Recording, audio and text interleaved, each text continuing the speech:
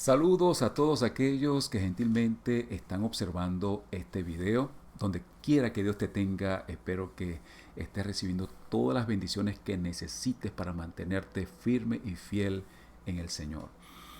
En esta ocasión vamos a analizar un tópico fundamental de la palabra de Dios, específicamente las profecías, y tiene que ver contra el ataque de los tiempos de Dios que se describe en Daniel capítulo 7. Así que bienvenidos, esperamos que sea una gran bendición para ti y para tu familia. Quisiéramos invitar a nuestro Padre Celestial para que Él venga y nos pueda iluminar, así como le inspiró a Daniel esta información, que nos la dé a nosotros ahora. Vamos a orar. Querido Padre, muchas gracias te damos por tu palabra. Gracias porque tú no nos dejas solos y gracias, Señor Espíritu Santo, porque tú nos ayudas a entender la verdad para que ésta nos haga libres. Señor, todo esto te lo imploramos en el nombre santo precioso de Jesucristo, nuestro Salvador. Amén.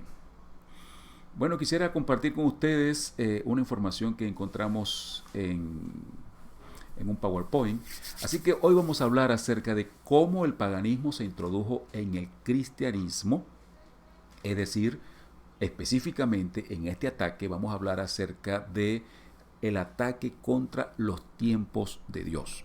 Así que con permiso voy a utilizar este PowerPoint y así va a ser más fácil nuestra presentación, ¿ok? Así que vamos, ok, ya tenemos aquí el artefacto. Vamos a analizar esto, pues. Ok, la primera cosa que nos debe llamar la atención es lo que nos dice Daniel capítulo 7, versículo 8.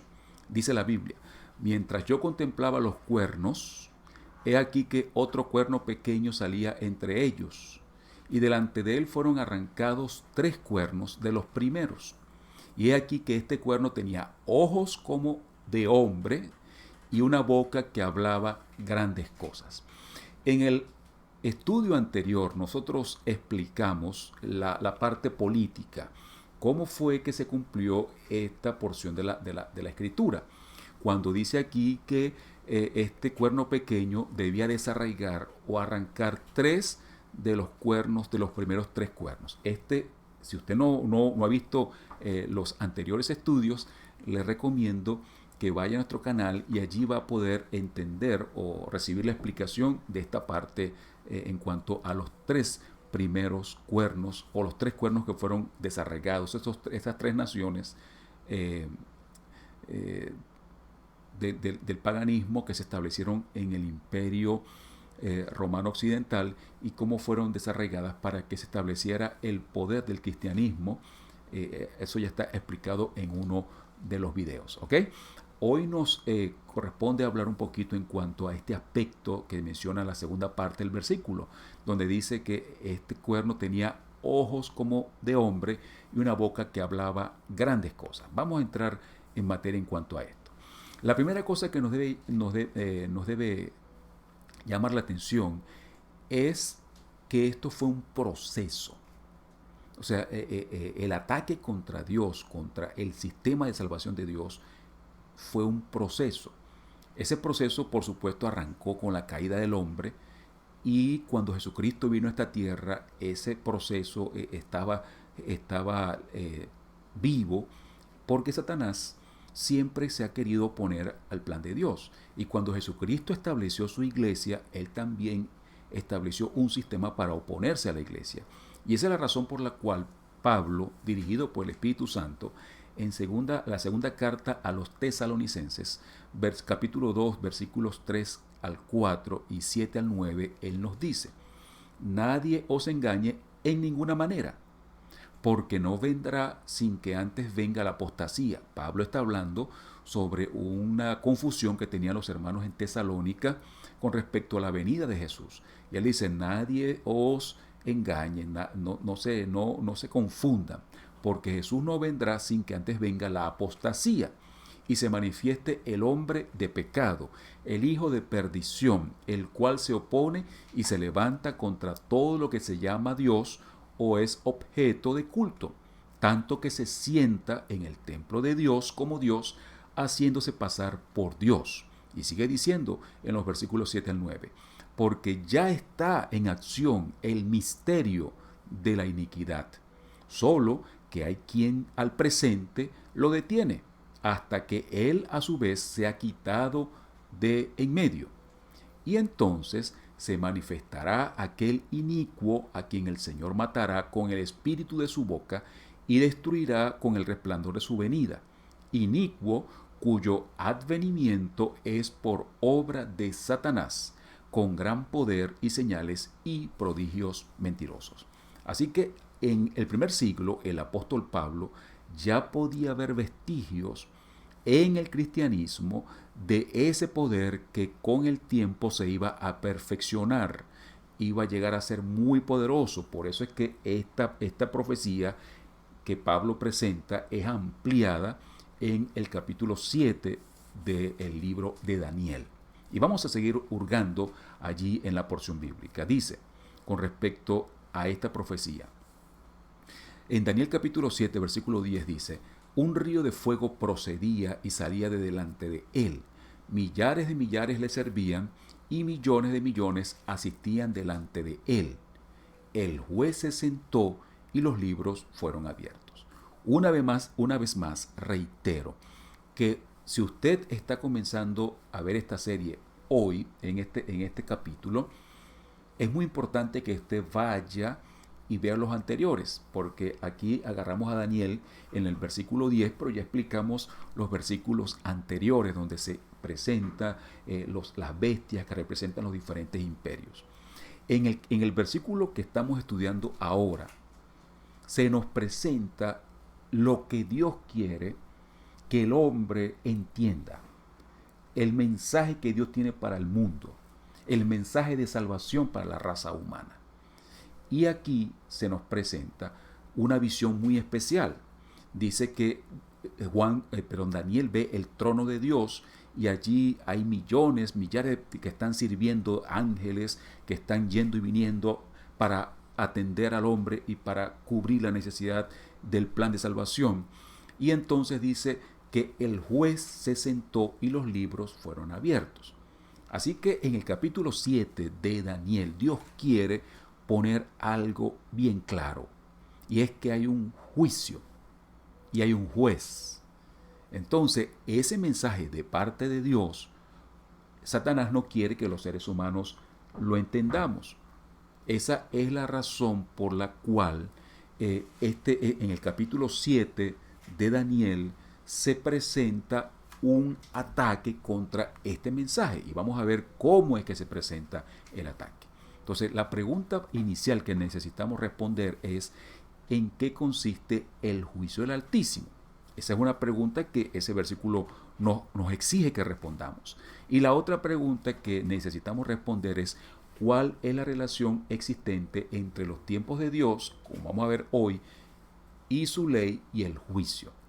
¿Ok? Necesitamos entender los tiempos de Dios. Necesitamos entender cuál es el papel del juicio en esos tiempos de Dios. ¿Ok? Así que vamos a entrar en esos detalles en nuestro estudio.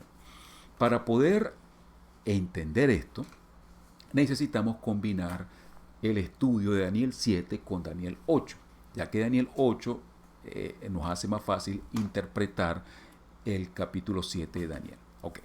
En el capítulo 8 de Daniel, nosotros encontramos en el versículo 3 algo que esclarece lo que nosotros estamos buscando. Primero, dice la Biblia: alcé los ojos y miré, y aquí un carnero que estaba delante del río y tenía 2 cuernos, y aunque los cuernos eran altos, uno era más alto que el otro, y el más alto creció después. Así que en esta profecía de Daniel capítulo 8, se nos presenta lo mismo que se nos ha presentado en Daniel capítulo 7, en Daniel capítulo 2.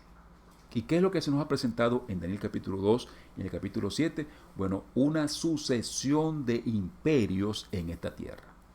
¿Ok? Así que en Daniel capítulo 2, esta sucesión se presentan con una estatua. En el capítulo 7 se nos presenta con animales. Y en el capítulo 8 también se utiliza animales, pero estos animales son los animales que Dios utiliza en el santuario, que Dios utilizó en el santuario en esta tierra. Por eso es que en este versículo el imperio de los medos y los persas está representado por un carnero. Y dice que tiene dos cuernos, que aunque los dos cuernos son altos, hablando de los medios y de los persas que se unieron para formar este imperio, un cuerno es más largo que el otro, indicando que los persas iban a ser más fuertes que los medos en esta unión. En los versículos 5 al 7 aparece el imperio griego, que de acuerdo a Daniel capítulo 2 y Daniel capítulo 7 debía suceder al imperio de los medos y los persas. Dice, mientras yo consideraba esto, he aquí un macho cabrío venía del lado del poniente sobre la faz de la tierra, sin tocar tierra. Y aquel macho cabrío tenía un cuerno notable entre sus ojos, y vino hasta el carnero de dos cuernos que yo había visto en la ribera del río, y corrió contra él con la furia de su fuerza. Y lo vi que llegó junto al carnero, y se levantó contra él y lo hirió, y le quebró sus dos cuernos, y el carnero no tenía fuerzas para pararse delante de él. Lo derribó por tanto en tierra, y lo pisoteó, y no hubo quien librase al carnero de su poder.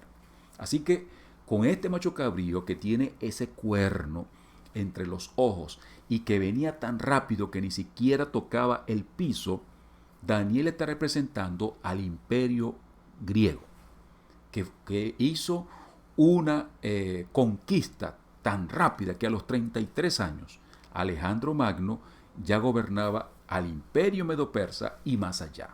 Y ese gran cuerno representa precisamente a Alejandro Magno. Pero en nuestro estudio de hoy no estamos tanto interesados en el aspecto político, estamos interesados en el aspecto del juicio, porque necesitamos analizar en qué consiste el ataque a los tiempos de Dios. Entonces, les dije que Daniel capítulo 8 nos ayuda a entender mejor lo que Dios quiso decir en Daniel capítulo 7. Y en este momento necesitamos ponerle atención a los animales que Dios utilizó en Daniel capítulo 8 para entender lo que queremos explicar, pues. Entonces, en Daniel capítulo 8 Dios utiliza dos animales, al carnero o un carnero y un macho cabrío. Y la pregunta es ¿por qué Dios utilizó estos dos animales en Daniel capítulo 8? Y la respuesta es porque Dios en Daniel capítulo 8 está llamando nuestra atención a algo que Él está haciendo en el santuario celestial. Porque el santuario de esta tierra, como lo dice el libro de Hebreos, es un símbolo del santuario celestial. Es decir, la obra que se hacía aquí en esta tierra, que lo hacían los sacerdotes, primero en el desierto, después en el templo de Salomón y después en el templo que levantó Herodes con los judíos, esa obra que se hacía allí, los sacerdotes, los animales, todas esas cosas representan el trabajo que Jesús hace para salvar al hombre en el santuario celestial. Así que cuando en Daniel capítulo 8 se nos presentan estos dos animales, el carnero y el macho cabrío, Dios está llamando nuestra atención a una fiesta, a una actividad que se hacía en el santuario que era fundamental y que tiene que ver con el juicio. Por eso es que en Levítico capítulo 16, versículo 5, dice Dios, y de la congregación de los hijos de Israel tomará dos machos cabríos, y de la congregación de los hijos de Israel tomará dos machos cabríos para expiación y un carnero para holocausto. ¿Cuándo se utilizaba el carnero y el macho cabrío en una fiesta? En el día del juicio, en el día de la expiación, en el día del perdón, como querramos llamarlo. Así que Dios, en Daniel capítulo 7, se nos dice, como lo vimos en la primera diapositiva, que en el cielo, en el santuario celestial, dice, el juez se sentó y los libros fueron abiertos. Así que Dios nos está hablando acerca de un juicio. En Daniel capítulo 8, Dios utiliza dos animales, el carnero y el macho cabrío, porque quiere hacer referencia al juicio, explicar mejor el juicio. Y cuando nosotros vamos a la Biblia encontramos que estos dos animales, como lo hemos leído aquí en Levítico capítulo 16, eran utilizados en el día de la expiación. Y en el día de la expiación, como vamos a ver más adelante, encontramos que es la fiesta de Dios, el tiempo de Dios, donde se hacía un juicio. Vamos a explicarlo. Ok, así que resumamos este asunto. Estos dos animales son usados, el carnero como el macho cabrío o el chivo, eran animales usados en el santuario terrenal, usados especialmente en el día de la expiación. Ahora, teniendo esto en mente, volvamos a Daniel capítulo 7, versículo 25. Allí dice, hablando de ese poder que se iba a oponer contra Dios, dice, y hablará palabras contra el Altísimo, y a los santos del Altísimo quebrantará, y pensará en cambiar los tiempos y la ley, y serán entregados en su mano hasta tiempo y tiempos y medio tiempo. Así que miren el asunto desde una perspectiva más general. Daniel capítulo 7 quiere llamar nuestra atención a un evento que Dios está haciendo, y es el juicio. Y también quiere llamar nuestra atención a la oposición en esta tierra de Satanás y de su ejército del mal contra la obra de Dios, porque esa es una batalla entre Dios y el mal, entre Dios y Satanás. Entonces, en este versículo se nos explica en qué consiste ese ataque de Satanás contra el trabajo que Dios está haciendo en el santuario celestial. Lo que Jesús, como nuestro abogado y como nuestro juez, está haciendo en el santuario celestial. Y vamos a analizarlo. Por eso lo hemos puesto en dos colores para que ustedes vean cómo se presenta la misma verdad en dos aspectos. Dice, y hablará palabras contra el Altísimo. ¿En qué consiste eso? ¿Qué significará hablar palabras contra el Altísimo? ¿Será hablar mal de Dios? ¿Decir groserías contra Dios? ¿O decir cosas contra Dios? Pudiese ser. Pero el mismo versículo nos lo aclara. En la parte amarilla, o sea, Dios dice una cosa, dice otra cosa, después vuelve a repetir lo mismo para explicar la primera cosa que dijo. Entonces, cuando dice hablará palabras contra el Altísimo, se explica cuando dice que este poder pensará cambiar los tiempos de Dios, del Altísimo, y su ley. Así que cuando dice que hablará palabras contra el Altísimo, lo que la Biblia quiere decir es que este poder va a pensar, va a tratar de cambiar los tiempos de Dios, del Altísimo, y su ley. Y cuando dice que va a perseguir a los santos, va a quebrantar a los santos, se explica, dice que los va a quebrantar porque van a ser entregados en su mano hasta tiempo y medio tiempo. Ahorita no nos vamos a meter con la persecución a los santos. Ese es un tema que vamos a tratar después. Ahora nos interesa entender en qué consiste el ataque a los tiempos de Dios. A los tiempos de Dios. Ok. Para entender los tiempos de Dios que son atacados, necesitamos ir a la Biblia, por supuesto. Y la Biblia nos dice que Dios estableció unas fiestas. Estas fiestas se realizaban en el año. Había una fiesta semanal y había una fiesta anual.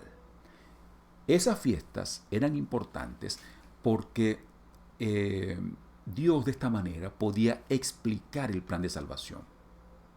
¿Ok? Vamos a estudiar cada una de esas fiestas y cómo fue atacada. Pero ahora me interesa que usted entienda el concepto general. Dios, imagínense que nosotros somos Dios o estamos con Él. Antes de que Jesús, antes que Jesús venga a esta tierra. Y usted le pregunta a Dios, Señor, ¿cómo tú le puedes explicar a los seres humanos que no han visto a Jesús, que no han visto su muerte? ¿Cómo tú le puedes explicar el plan de salvación? Entonces Dios nos hubiese podido responder de la siguiente manera.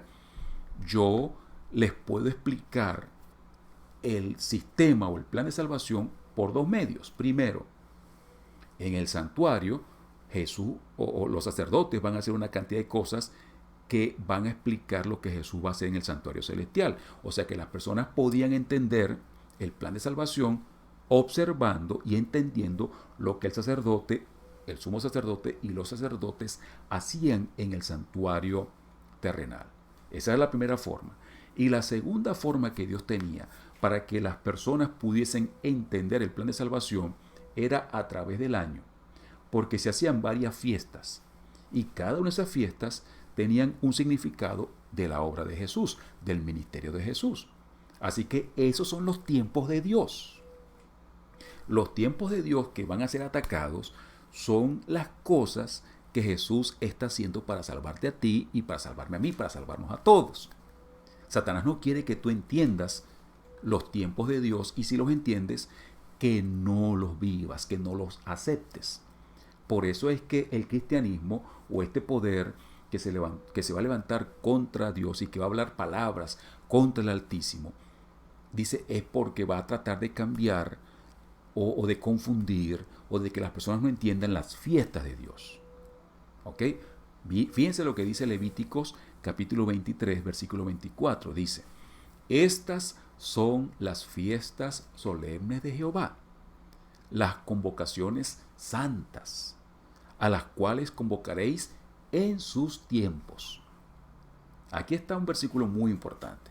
Entonces Dios nos está diciendo acá que Él tiene fiestas solemnes que son de Jehová, que son del Altísimo, que son para Él explicar el plan de salvación. Y dice, son convocatorias santas. ¿Y qué significa convocatorias?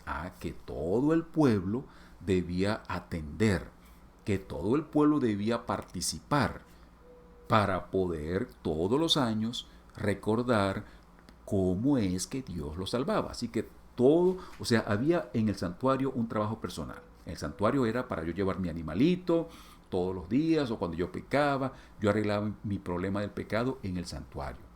Pero tenía las fiestas donde yo como pecador tenía que participar y hacer que mi familia participara para recordar cómo es que Jesús me puede salvar.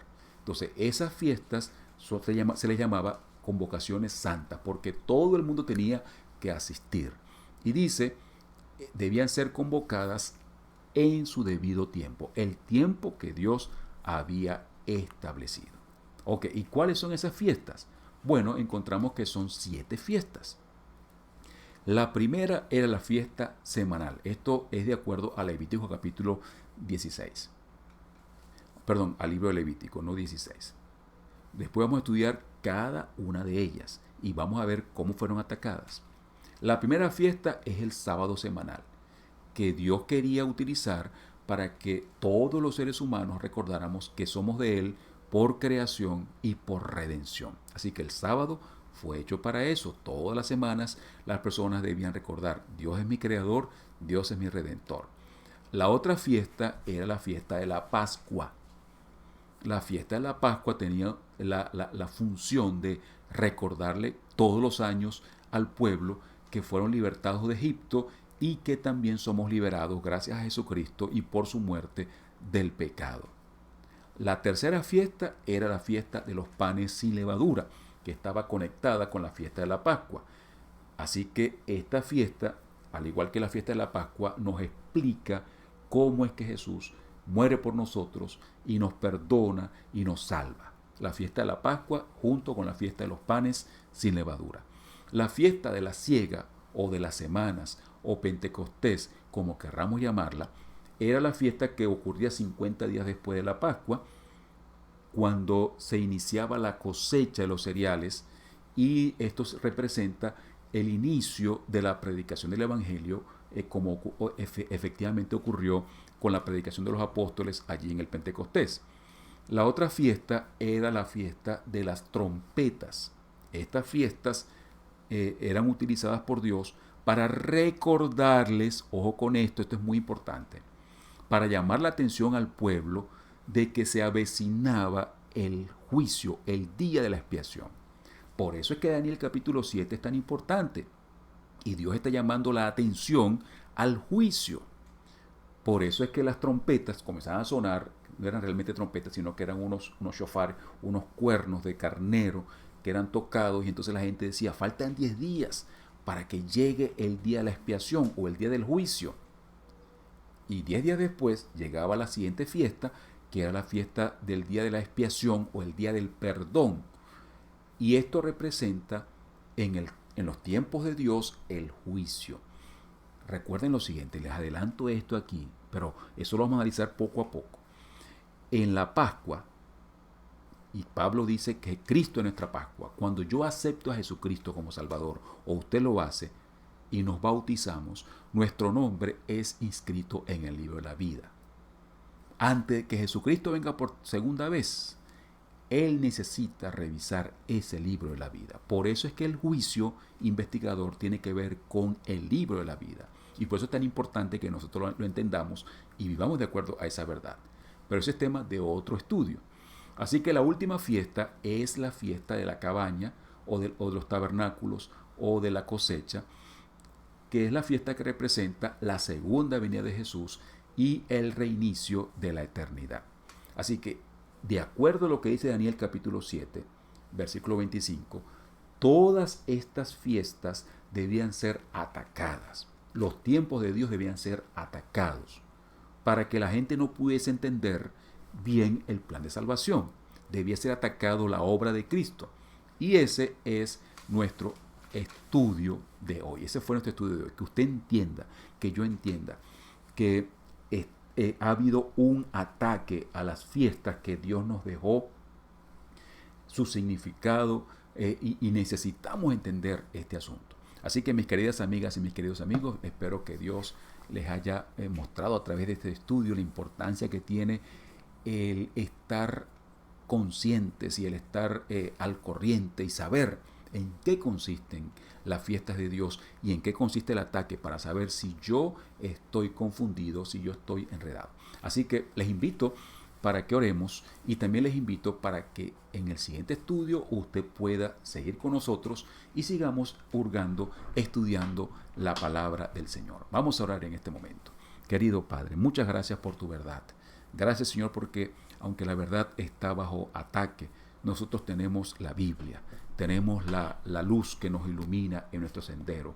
Señor, gracias por habernos ayudado a entender tu verdad, y esperamos que tú nos sigas ayudando para que nuestro camino esté iluminado por tu palabra. Lo agradecemos en el santo nombre de Jesús. Amén. Así que, mi querida amiga, mi querido amigo, recuerde, la Biblia tiene la verdad. La verdad está explicada en toda la Biblia, tanto en el Antiguo como en el Nuevo Testamento. En el Antiguo encontramos las fiestas y las cosas que apuntaban a Jesús. Ya no necesitamos hacer esas fiestas, porque ahora tenemos la realidad. Como dice el libro de Hebreos, tenemos nuestro sumo sacerdote en el santuario celestial. Pero necesitamos entender la obra de Jesús a la luz de las fiestas que en el Antiguo Testamento son explicadas. Por eso, Daniel nos llama la atención a estas cosas. Usted hoy entendió eso. Esperamos que en nuestro próximo estudio podamos analizar el ataque a cada una de esas fiestas. Dios los bendiga y será hasta la próxima.